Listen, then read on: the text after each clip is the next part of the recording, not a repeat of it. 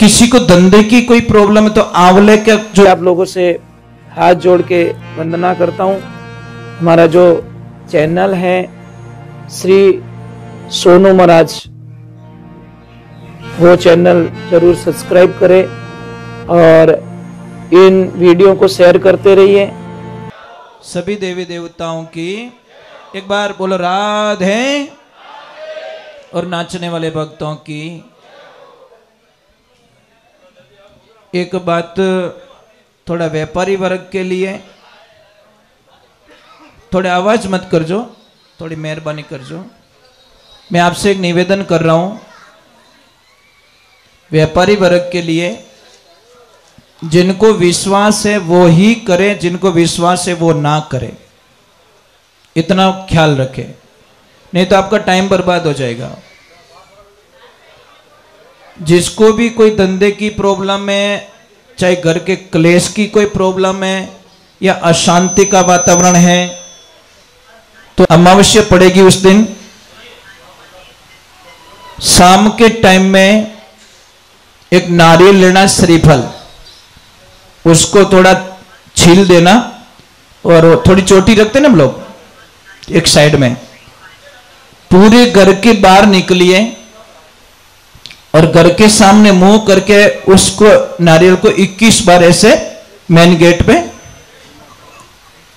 घुमा के, राइट घुमाना, क्लॉकवाइज राइट, ऐसे मत घुमा देना, राइट घुमा के उस नारियल को वहीं तोड़ दो, फिर दोनों हाथ में वो ले लीजिए आधा आधा। परंतु उसको करना क्या, ऐसे फेंकना है, ऐसे विपरीत दिशा में, मतलब राइट वाला लेफ्ट और लेफ्ट वाला राइट में। और भगवान को बोलना है प्रभु हमारे घर में जो क्लेश है, प्रॉब्लम्स है, वो सारी आप लेके जाइए। और किसी को धंधे की कोई प्रॉब्लम है तो आंवले का जो वृक्ष होता है उसके पास में जाओ, थोड़ी हल्दी चढ़ाइए और दोनों हाथों में पानी लेकर ऐसे कलश को लीजिए, पूर्व की तरफ मुंह करना ईस्ट फेस में, और उसमें पानी चढ़ाना है आंवले के पेड़ में हल्दी के ऊपर, और एक नाम बोलना हरि हर महादेव, खाली महादेव नहीं, हरि हर महादेव बोल के वो नारियल उसमें आंवले में पानी चढ़ाना। आप कल्पना नहीं कर सकोगे कि हमारे घर में इतना अच्छा, हमारा धंधा इतना अच्छा चल रहा है, बढ़िया चल रहा है और अच्छा चल रहा है। जैसे किसी ने नई दुकान की हो, पुरानी दुकान बहुत अच्छी चल रही है, नई दुकान कम चल रही है, तो आपको कुछ नहीं करना है, शनिवार के दिन अपनी पुरानी दुकान से एक लोहे की कील निकालिए, कहीं से भी लोहे की होनी चाहिए, फर्नीचर में लगी हुई कील को निकालिए, वो कील चुपचाप बोल के भगवान शनि को बोलना है शनिदेव जितनी कृपा यहां पे की आपने, इतनी कृपा मेरी नई दुकान पे भी करना है और मेरे साथ में चलो। ले जाकर उस कील को गले में डाल दीजिए या कहीं भगवान के दरबार में रख लीजिए, आपकी जिंदगी में इतनी खुशी आएगी जिसकी कल्पना नहीं कर सकते। जिसके भी बच्चे पढ़ाई में कमजोर है, पढ़ाई में कई लोगों को बहुत सारी प्रॉब्लम्स होती है, बच्चे को याद नहीं रहता, बच्चे पढ़ना चाहते परंतु भूल जाते, पढ़ना चाहते परंतु भूल जाते। उस बच्चे के लिए क्या करना है, पूर्णिमा के दिन कोई देसी गौ रखता हूं, देसी गाय माता वो नहीं चाहिए, जर्सी गाय, देसी गाय, वहां पे जाइए, आपके सामने उसको बोलिए कि अब इसका दूध मुझे चाहिए, थोड़ा बछड़े को पीने दो, और उसको इतनी रिक्वेस्ट करनी है कि मुझे आगे वाले थन है ना उसका दूध चाहिए, पीछे वाले नहीं, आगे वाले थन का दूध निकालिए और दूध निकाल के घर पे लाइए पूर्णिमा के दिन। फिर घर पे लाके खीर बना दीजिए, ड्राई फ्रूट जो भी डालना है, उस खीर को कम से कम 1-2 घंटे तक चंद्रमा का प्रकाश दिखाना है, और फिर उस बच्चे को आप खिला दीजिए।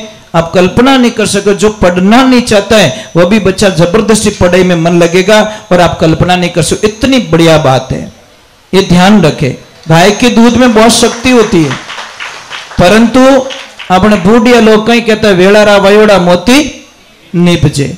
एक बात का ध्यान रखना, इस दुनिया में सारे लोग, आपका पार्टनर, आपका भाई, आपका सगा, आपका मित्र, आपका पड़ोसी, इनमें से कोई नहीं चाहेगा कि ये आदमी मेरे से आगे निकले। आपका पार्टनर कभी नहीं चाहेगा कि मेरे से अलग होने के बाद में मेरा पार्टनर मेरे से डबल कमाए। आपका दोस्त कभी नहीं चाहेगा कि मेरा दोस्त मेरे से ज्यादा कमाए। आपका भाई भी चाहेगा कि वो मेरे से पीछे रहे, आगे ना जाए।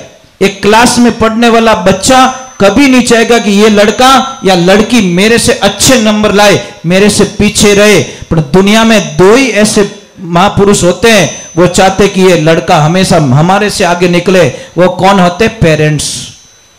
मां बाप रे अलावा कोई दुनिया में आपको आगे बढ़ने का सपना, आशीर्वाद नहीं देंगे। सिर्फ माता पिता के अलावा।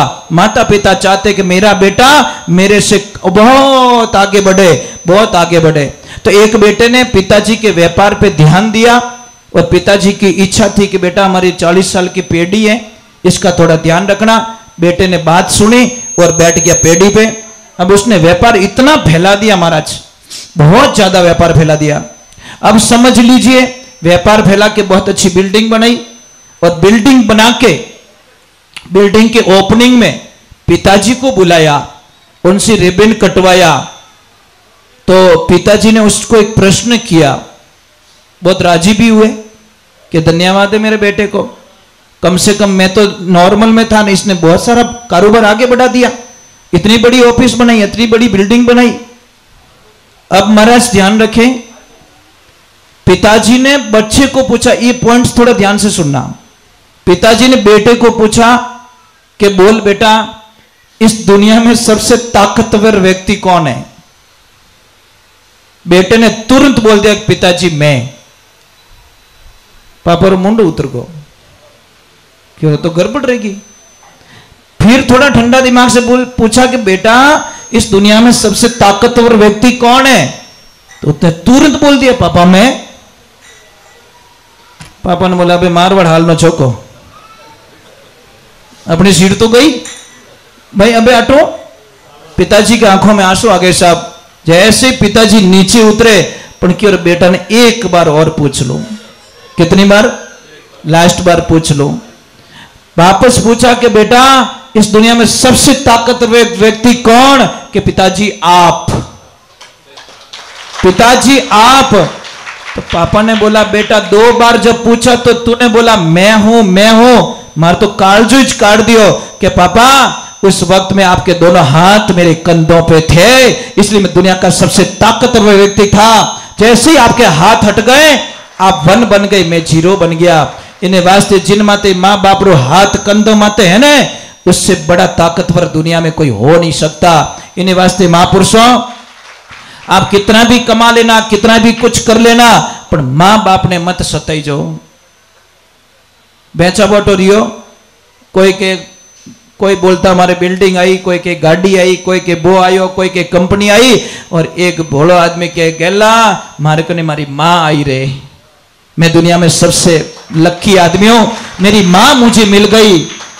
ना गाड़ी चाहिए, ना बंगला चाहिए, ना कुछ चाहिए। महाराज एक ध्यान रखना, औलाद बीमार हो जाती है तो माता पिता सारी प्रॉपर्टी गिरवी रख देते हैं, अपनी एफडी तोड़वा देते हैं, अपनी सारी कमाई तोड़वा देते हैं।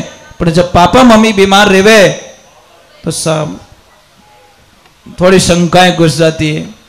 कैसा 12 साल रह गया मने सेवा करते, हमें तो नैन क्यों ही करी। अरे बाप रे, एक आदत छोड़ दो आपकी। कहीं के माँ बाप मारे भेड़ा रहे वो शब्द छोड़ दो साहब। कहीं के वो मैं माँ बाप रे भेड़ो रहूं, जिन दिन ओ बोलोला उन दिन आप बहुत सुखी रह जाओला। हमारी क्या औकात है जो माँ बाप ने आपो भेड़ा राख सको? यूं बोलो ने बेटी रे बाप के मैं माँ बाप रे भेड़ो रहूं। कई लोग का मने के महाराज मैं गाय को गोद लेके आया हूं।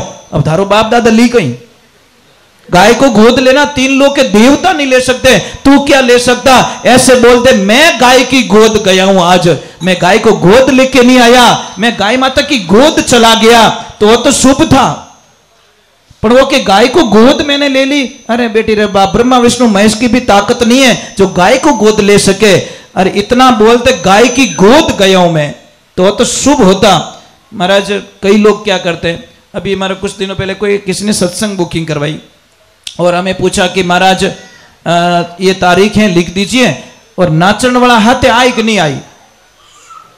मैं बोले क्यों, कैसा कोई हनुमान जी पढ़न नाचे, कोई महादेव जी पढ़न नाचे।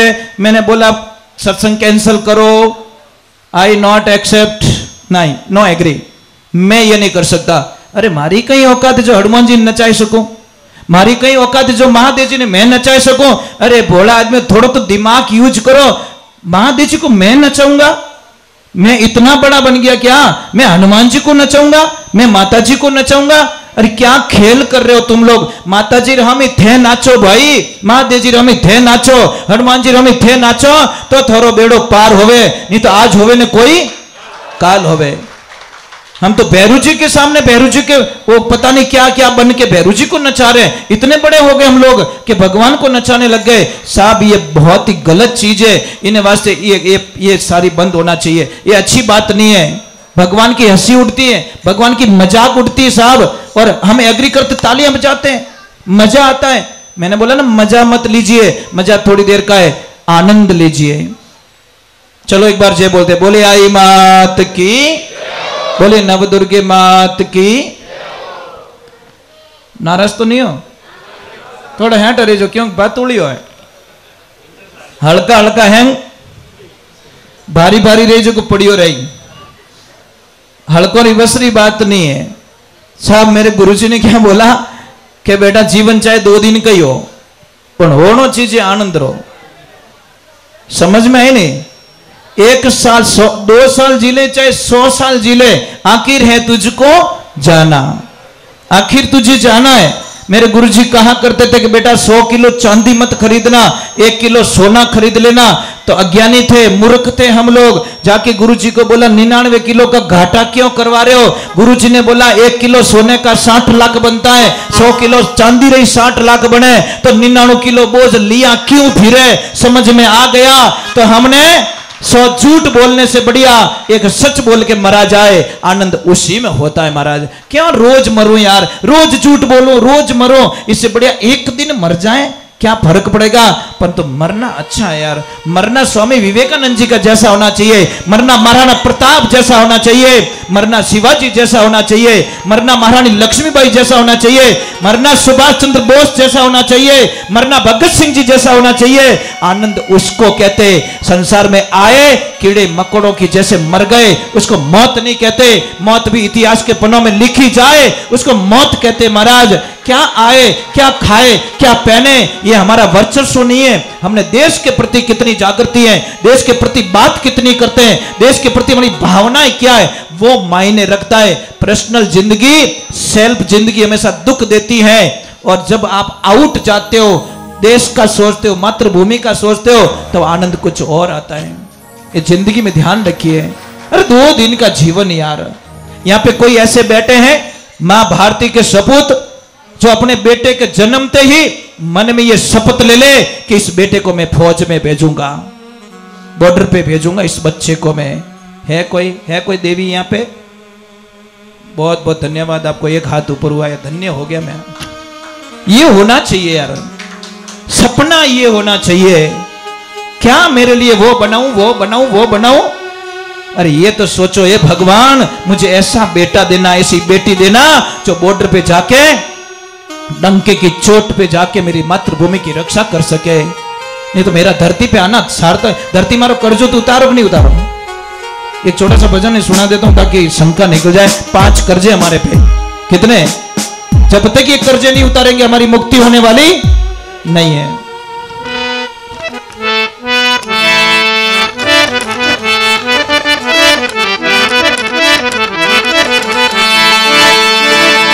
बोलिए श्री भगवान की, बोलिए आई मात की। सूरा होना सेज है, सूरा होना सेज है, तो घड़ी